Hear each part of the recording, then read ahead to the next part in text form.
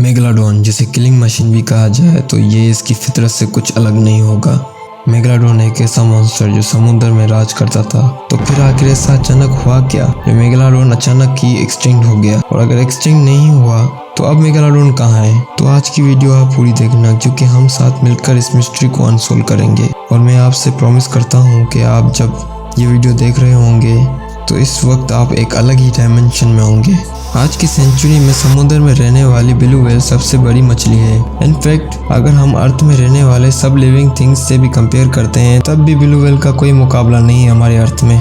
हमारी अर्थ 450 करोड़ साल पुरानी है। इतने लंबे अरसे में क्या सिर्फ ब्लू व्हेल ही सबसे बड़ी लिविंग बीइंग है? वैसे ब्लू व्हेल को अगर मछली कहा जाए तो ये साइंटिस्ट के मुताबिक ये बात गलत है, क्योंकि साइंटिस्ट का कहना है कि ब्लू व्हेल मछली नहीं बल्कि मैमल है। मछली की कैटेगरी के हिसाब से ग्रेट व्हाइट शार्क आज की सबसे बड़ी मछली है और सबसे खूंखार शिकारी भी। इनकी लंबाई 15 फीट से 20 फीट तक होती है। लेकिन जैसे आज से लाखों साल पहले अर्थ पर डायनासोर राज करते थे, उसी तरह से एक लेजेंडरी मॉन्स्टर द मेगालोडॉन भी मौजूद थी। मेगालोडॉन आज से 30 लाख साल पहले समुद्र में राज करती थी। मेगालोडॉन की लंबाई 60 फीट और इसका जबड़ा 3 मीटर का होता था।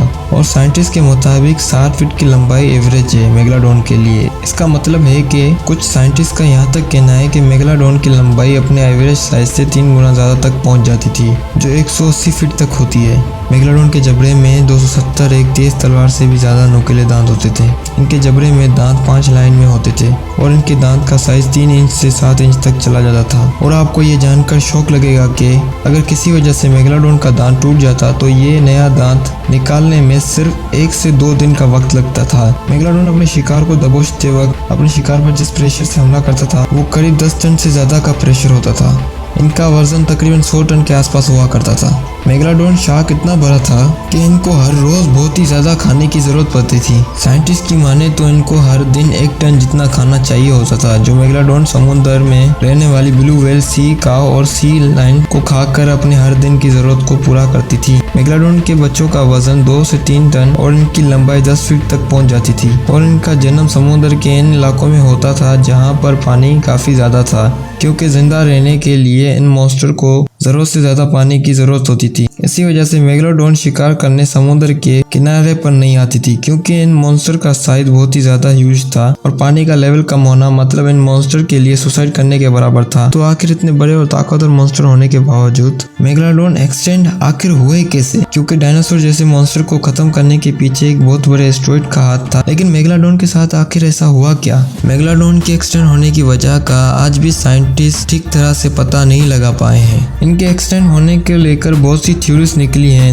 लेकिन एक थ्योरी जिसको सबसे ज्यादा साइंटिस्ट ऑथेंटिक मानते हैं वो थ्योरी मैं आपको बताने जा रहा हूँ। इस थ्योरी के मुताबिक गुजरते वक्त के साथ साथ समुद्र में न्यू तरह की स्पीशीज इवोल्यूशन के चलते जाहिर होने लगे और समुद्र में मछलियों की पॉपुलेशन भी बहुत ही तेजी से बढ़ने लगी और छोटी मछलियों को शार्क्स खा रही थी। मेगालोडॉन भले ही साइज में बहुत ही बड़ा था, लेकिन इनकी आबादी ग्रेट व्हाइट शार्क से काफी कम थी। और ये वही वक्त था जब ग्रेट व्हाइट शार्क्स की आबादी बहुत ही तेजी से बढ़ रही थी। आज से 30 लाख साल पहले समुद्र के ज्यादातर हिस्से का टेम्परेचर काफी ठंडा था और इन मेगालोडॉन के जिंदा रहने के लिए सिर्फ वार्म वेदर कंडीशन ही कंपलसरी था, क्योंकि मेगालोडॉन के लिए ठंडे इलाके में जिंदा रहना बहुत ही ज्यादा मुश्किल था। इसीलिए जैसे जैसे सर्दी बढ़ती गई मेगालोडॉन समुद्र के डीपेस्ट इलाकों में चली गई। लेकिन वो मछलियाँ जिन्हें मेगालोडॉन खाती थी वो ठंडे इलाकों में ही रह गई थी। उस वक्त गर्म इलाकों में बहुत ही कम मछलियाँ हुआ करती थी, यानी मेगालोडॉन को जिंदा रहने के लिए खाना बिल्कुल भी काफी नहीं था। और मेगालोडॉन को जब भूख लगती तो ये अपने ही बच्चों का शिकार करती थी।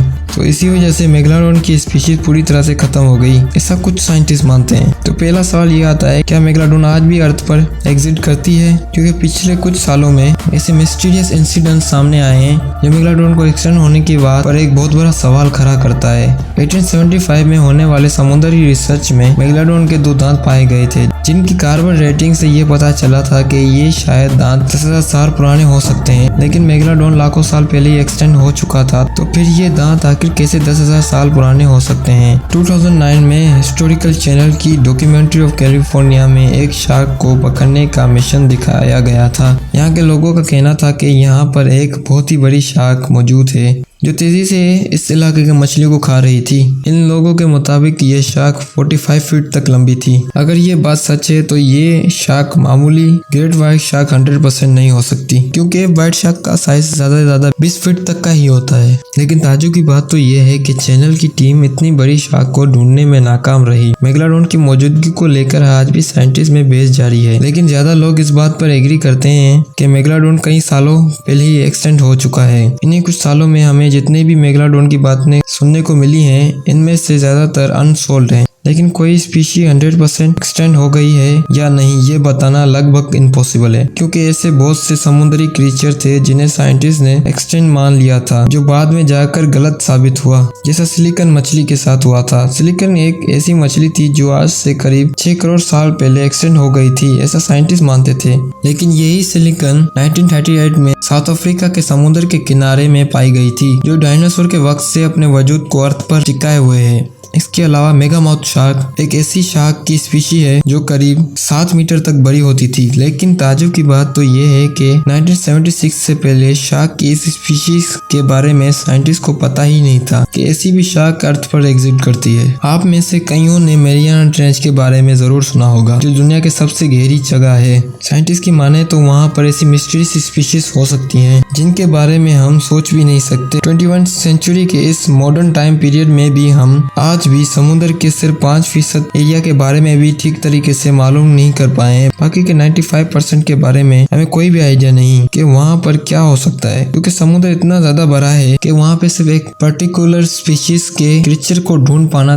तकरीबन इम्पॉसिबल है। तो क्या मेगालोडॉन भी उसी 95% समुद्र के हिस्से में मौजूद है, जो 95% हिस्सा अभी तक डिस्कवर ही नहीं हो पाया? अगर आप नए चैनल पे आए तो चैनल को सब्सक्राइब करें, और वीडियो आपको अगर अच्छी लगी तो वीडियो को लाइक करें, क्योंकि मैं जल्दी इस वीडियो का पार्ट 2 यानी कि मेगालोडॉन के ऐसे कुछ इंसिडेंट उसमें बताने वाला हूँ जिन्होंने साइंटिस्ट कम्युनिटी पर एक बहुत बड़ा हैरानकुन सवाल खड़ा कर दिया है, जो अगर आप सब्सक्राइब नहीं करेंगे तो वीडियो आपसे मिस हो जाएगी। और आपको अगली वीडियो किस टॉपिक पे चाहिए, उस टॉपिक के बारे में कमेंट करें, हम जल्दी उस कमेंट पर वीडियो बनाएंगे। Thanks for watching.